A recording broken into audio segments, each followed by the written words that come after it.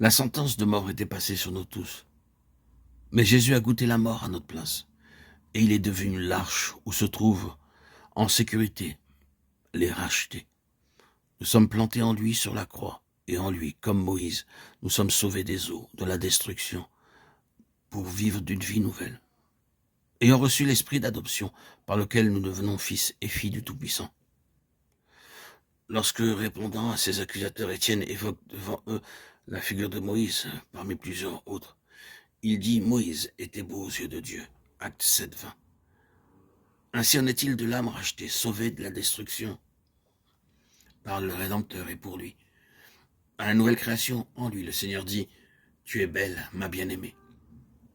Des premières expériences faites dans cette vie nouvelle et de l'intelligence que nous en avons dépendent de l'intensité de notre recherche de Dieu, notre désir de cette communion face à face. Avons-nous vraiment compris les principes élémentaires du message de la croix? De même que Moïse dans le berceau de jonc fut placé sur le fleuve, de même nous qui étions aussi des condamnés à mort. Nous avons été plantés en Jésus au calvaire. Désormais, nous devons donc nous considérer sous l'angle où Dieu nous voit, c'est-à-dire comme plantés en Christ et crucifiés avec lui. Rachetés de la destruction, transportés dans l'arche qui est Christ, nous sommes de nouvelles créatures et sommes appelés à marcher en nouveauté de vie.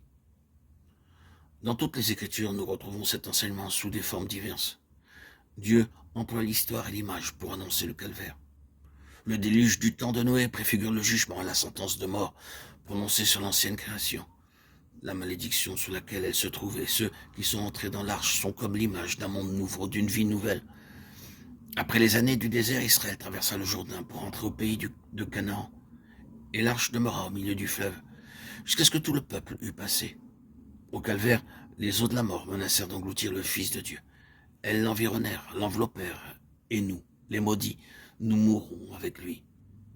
Quand la fille de Pharaon vit le bébé, elle fut saisie de compassion, elle l'adopta, elle le nomma Moïse, tiré, sauvé des eaux. Et ce fait initial devient comme la caractéristique de la vie de celui que Dieu a choisi.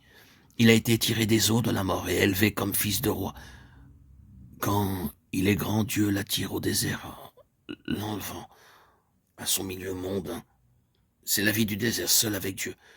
Puis Dieu le retire de la solitude, il le choisit comme instrument pour faire sortir Israël d'Égypte. Enfin, Moïse est attiré, appelé hors du camp, sur la montagne de Dieu, et par la suite attiré hors du monde, jusque dans le sein même de Dieu. Pour un peu de temps, Moïse avait été rendu à son foyer et à ses gardiens naturels. Il en va de même avec nous. De mort, que nous étions, nous vivons et sommes devenus les enfants de Dieu.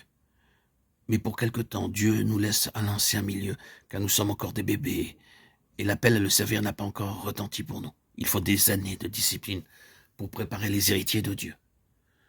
Le Père attend que ses bébés soient sevrés et puissent être séparés des choses considérées comme nécessaires au premier âge. C'est moi qui guidais les pas d'Éphraïm, le soutenant par les bras. Osée 11.3.